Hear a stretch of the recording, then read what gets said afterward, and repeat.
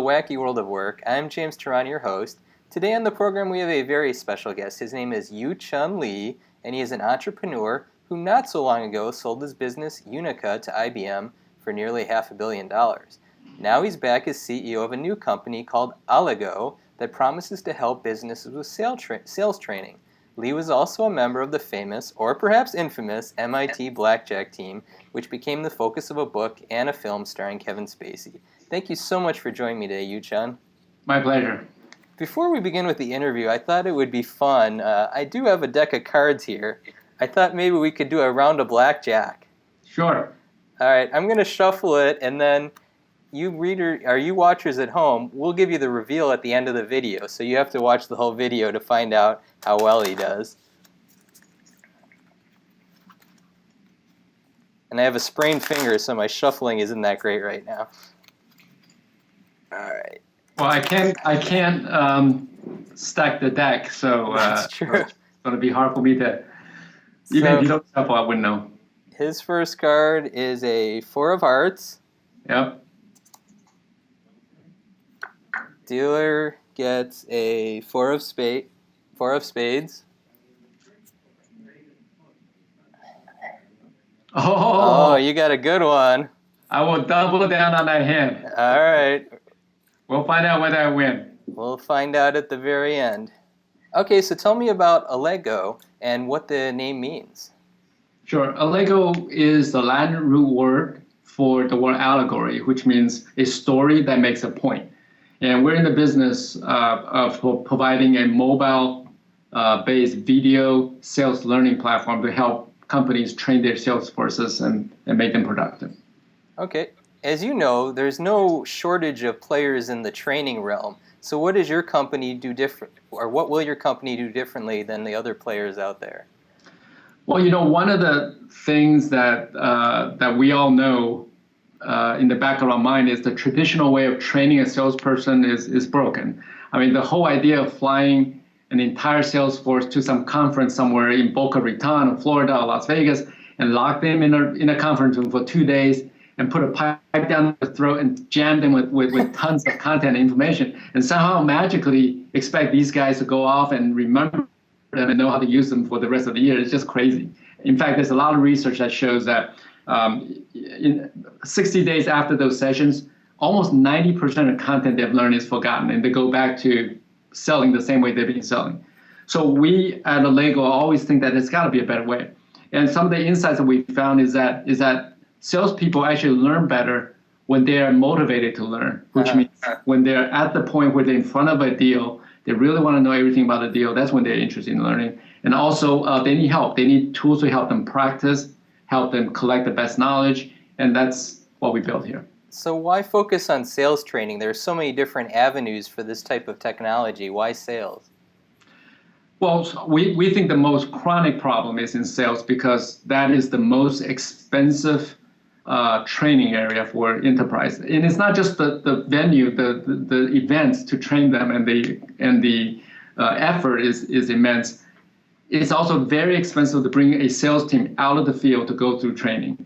If you step back, the industry spends about $130 billion a year in training in general. Mm-hmm. A big chunk of that is in sales. So we think that this is, as a smaller business to get started, this is the area that we really want to focus in on.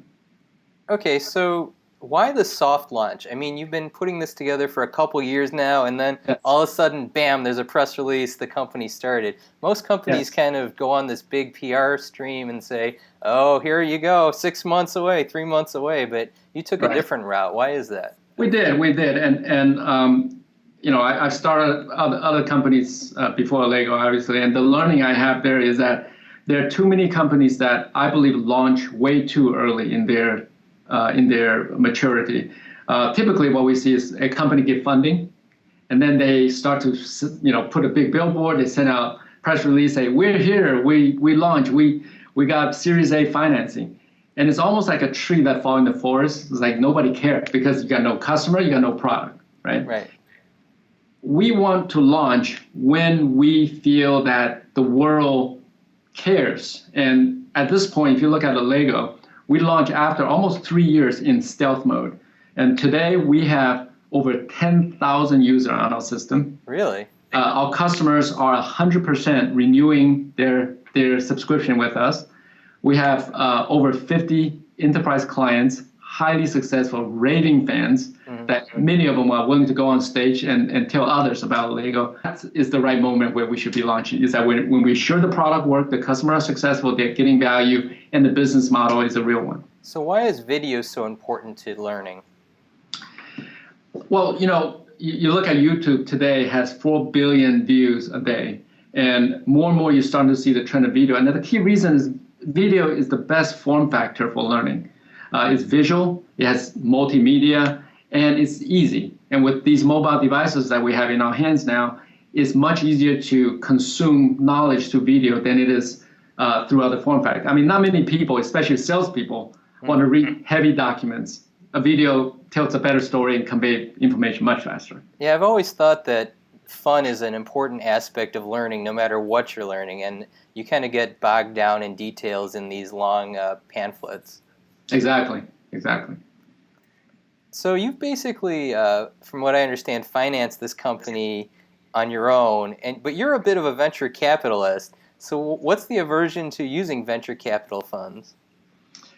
Well, I don't have aversion if the money is the bottleneck for the business. But in my experience, most startups, the real challenge and the real problem with the business is not money. It's actually to figure out what is exactly the right product, the right market, the right customer problem you're solving. And how do I prove that to the market that this is then can be translated to be a useful business model. And the way there's nothing more certain when you have customers that are willing to pay you money for what you built, right? So to me, it's much more, it's a higher bar, it's harder to do, but you build a stronger company, I think, in building a company that uses as little money as possible. I mean, as you know, my previous company, Unica, also was bootstrapped from the beginning to end. We're today already cash flow positive as a company. And so to some extent, it's not even me financing the business. It's basically our customer putting the money where their mouth is. Wow. Okay, so I got to get back to the blackjack a little bit. So what's more fun, a big run at a blackjack table or selling a company to IBM for $500 million? There's some similarities, I would tell you. Similarity comes from the camaraderie that you feel working with the teammates. I mean, blackjack is actually a team sport. You got to have a group of people to tackle a casino together to overcome the law of large numbers.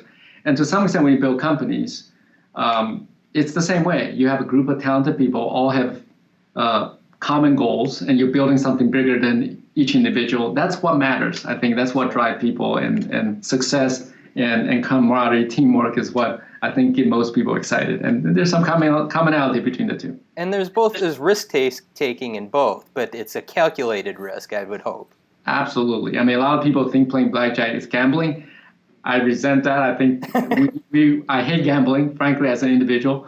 But I don't mind if it's statistically proven I have an advantage. Then to me, you're just using statistics and using your brain.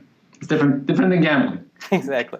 All right, so let's get back to our game and see how we did here. So you have an 11 showing. So yes. You said you wanted to double down, correct? Right. So for the audience, when you have a hand at 11, basically, if the dealer has anything between 2 to 10 as an up card, you want to double. So in this case, since it's a 4, we're going to double. All right. So which means you take one card and you double your money. So right now you 21. There you go. And I had a 14. Yeah, you're going to bust. And you're right. Yes. This guy's a miracle worker. All right, I'd like to thank you for joining me today on the Wacky World of Work. Of course, I'd like to thank my guest, Yuchun Lee. Good luck on your new business. And if you have a question about the program or a comment, you can always email me at editors@workforce.com, or you can always tweet to me at @WorkforceJames. Like I always say, whatever works. Thank you so much. Thank you.